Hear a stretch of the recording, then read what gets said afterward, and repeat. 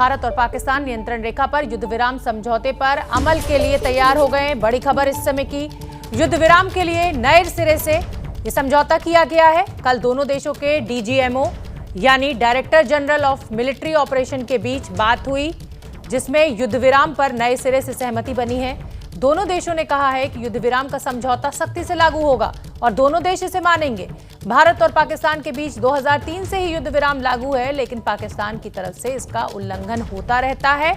अब एक बार फिर नए सिरे से यह समझौता किया गया है और दोनों देशों ने ही अपनी सहमति जताई है कि अब इस तरीके से उल्लंघन नहीं किया जाएगा। युद्ध विराम पर पूरी तरह से अब ठोस सहमति बनी है। भारत पाकिस्तान युद्ध विराम समझौते को पर अमल को लेकर अब तैयार हो गए हैं। 2003 के युद्ध विराम समझौते को मानेंगे दोनों ही देश और सीजफायर उल्लंघन नहीं किया जाएगा।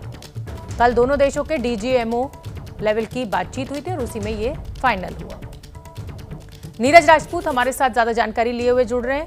नीरज, इसको एक अच्छी पहल माना जाना चाहिए, बशर्ते पाकिस्तान इसका उल्लंघन ना करे जैसा कि वो करता रहता है।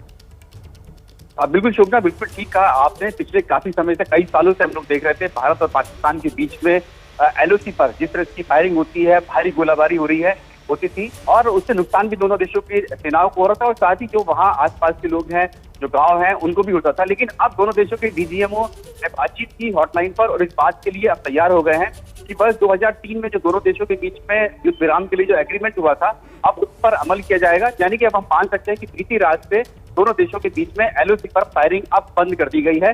ये सेना मुख्यालय के लेवल पर ये डिसीजन लिया गया है दोनों देशों के बीच में। बहुत बहुत धन्यवाद नीरज राजपूत, बड़ी जानकारी आपने हमारे दर्शकों तक पहुंचाई। तो अब युद्ध विराम नियमों का पालन किया जाएगा दोनों देशों के द्वारा।